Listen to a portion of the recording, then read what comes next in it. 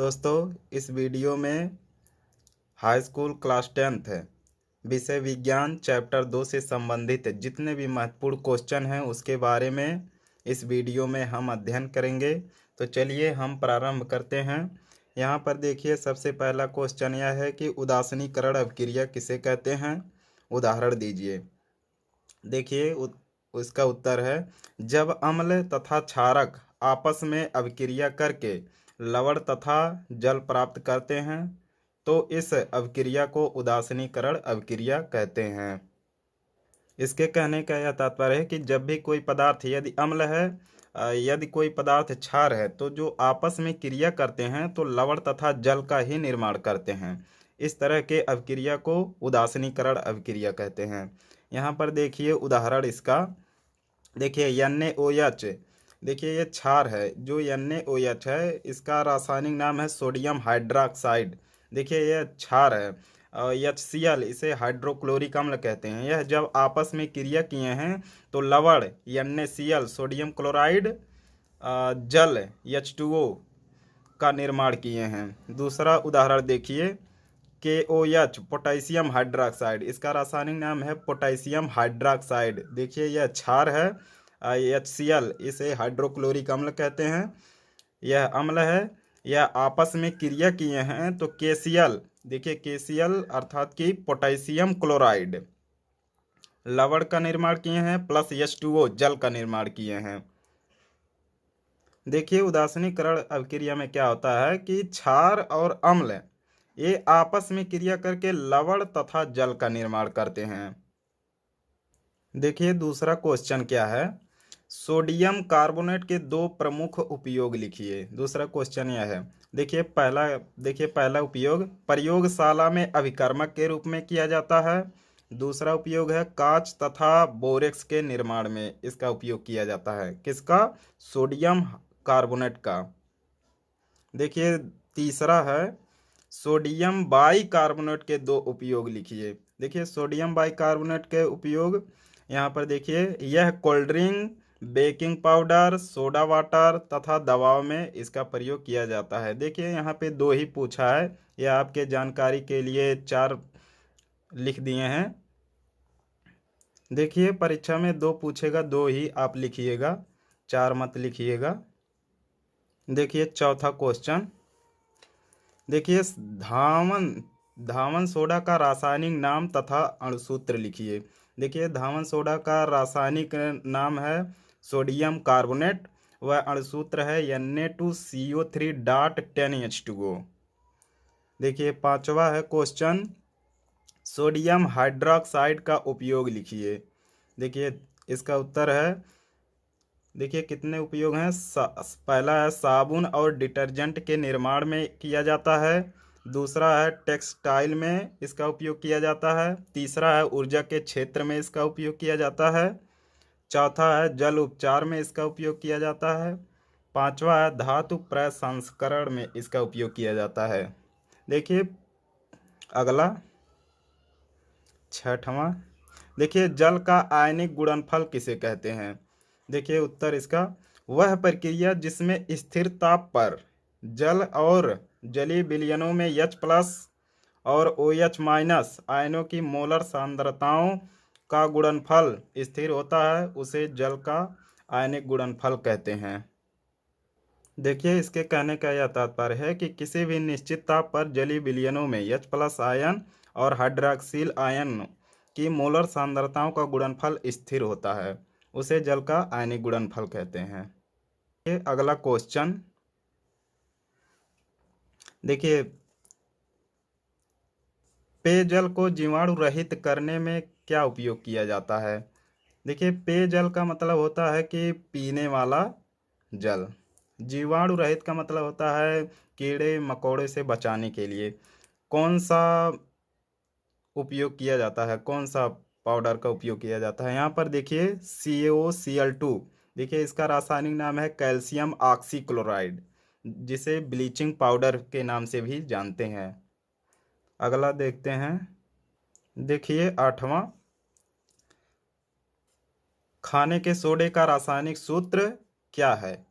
तो इसका उत्तर यह होगा कि देखिए इसका खाने का रासायनिक सूत्र क्या है, सोडियम बाइकार्बोनेट, जिसका अणुसूत्र है NaHCO3। देखिए क्वेश्चन नंबर 9, बेकिंग पाउडर को गर्म करने से कौन सी गैस निकलता है?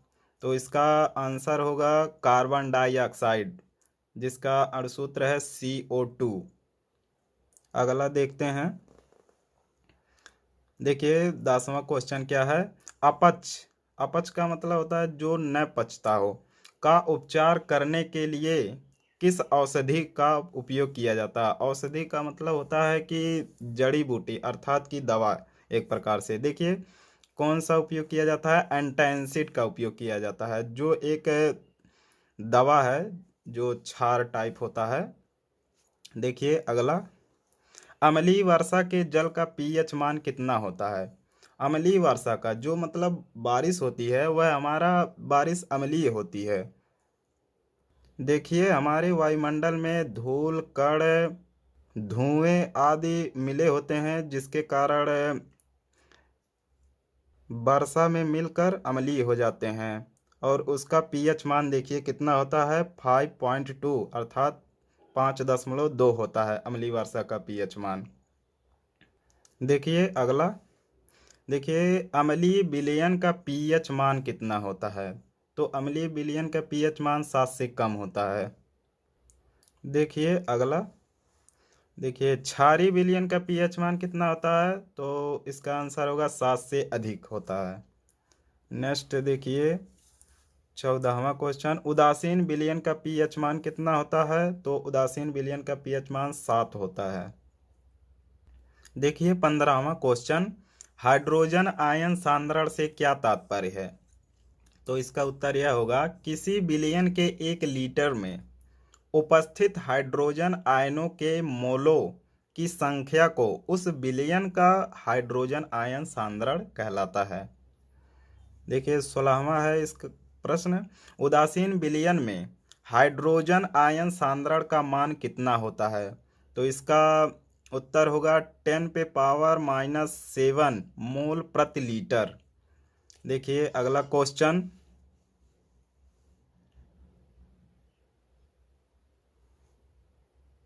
देखिए प्रश्न नंबर 17वां, विरंजक चूर्ण जिसे ब्लीचिंग पाउडर भी कहते हैं का रासायनिक नाम, अणुसूत्र तथा उपयोग बताइए। तो देखिए विरंजक चूर्ण अर्थात ब्लीचिंग पाउडर का रासायनिक नाम है कैल्शियम ऑक्सीक्लोराइड तथा CaOCl2 इसका अणुसूत्र है। तो इसका उपयोग देखिए, पहला उपयोग है ऊन को सिकुड़ने से बचाने के लिए, दूसरा है ऑक्सीकारक के रूप में, तीसरा है क्लोरोफार्म बनाने में, चौथा है चीनी को सफ़ेद करने में, पांचवा है पेयजल को जीवाणु रहित करने में आदि इसका उपयोग किया जाता है।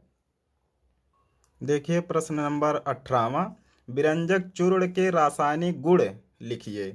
तो इसका गुण देखिए, यह एक हल्के पीले रंग का ठोस पदार्थ है जिसमें क्लोरीन की गंध आती रहती है। दूसरा इस देखिए इसका उपयोग, इसे जल में घोलकर गर्म करने पर क्लोरीन गैस निकलती है। यहाँ पर समीकरण देख लीजिए, calcium oxychloride CaOCl2 plus H2O, जल आपस में क्रिया करके कैल्शियम हाइड्रोक्साइड प्लस क्लोरीन, देखिए क्लोरीन गैस निकल रही है। देखिए तीसरा क्या उपयोग है इसका, जलीय विलयन दुधिया होता है। जलीय विलयन का मतलब होता है कि जो जल में, देखिए जो दुधिया होता है मतलब दूध के कलर के जैसा हो जाता है, इसका जलीय विलयन।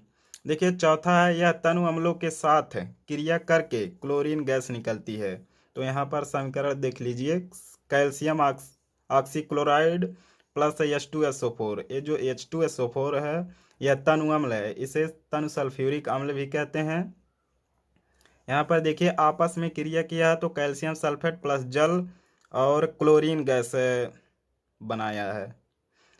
गैस क्लोरीन गैस निकल भी रहा है। देखिए पांचवा है ब्लीचिंग पाउडर। देखिए पांचवा इसका उपयोग क्या है, ब्लीचिंग पाउडर एसीटोन तथा एल्कोहल के साथ जल की उपस्थिति में क्रिया करके क्लोरोफार्म बनाता है। देखिए 19वां क्वेश्चन, विरंजक चूर्ण को बनाने की विधि बताइए।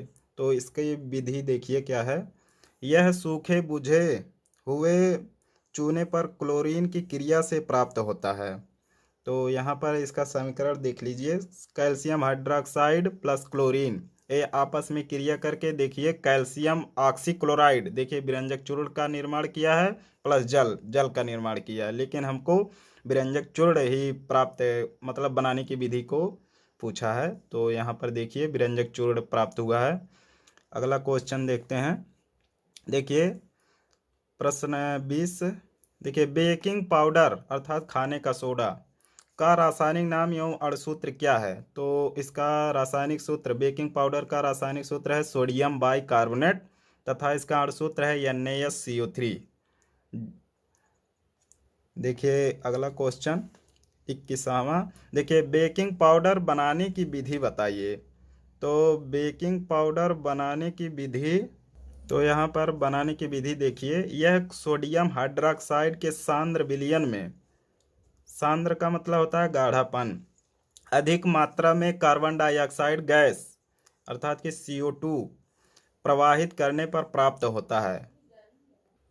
यहाँ पर देखिए इसका समीकरण, sodium hydroxide plus carbon dioxide आपस में क्रिया करके सोडियम कार्बोनेट प्लस जल निर्माण किए हैं। पुनः देखिए ये जो सोडियम कार्बोनेट है, जल और कार्बन डाइऑक्साइड आपस में क्रिया करके सोडियम बाइकार्बोनेट का निर्माण किए हैं। यही हमको प्राप्त करना था, अर्थात कि यही बनाने की विधि कहा है। देखिए अगला क्वेश्चन है 22वां, देखिए बेकिंग सोडा का 4 गुण लिखिए। तो यहाँ पर देखिए इसका गुण, पहला गुण है यह एक सफ़ेद क्रिस्टली जल में अल्प विलेय पदार्थ है। और दूसरा है इसका जलीय विलयन अम्लीय होता है।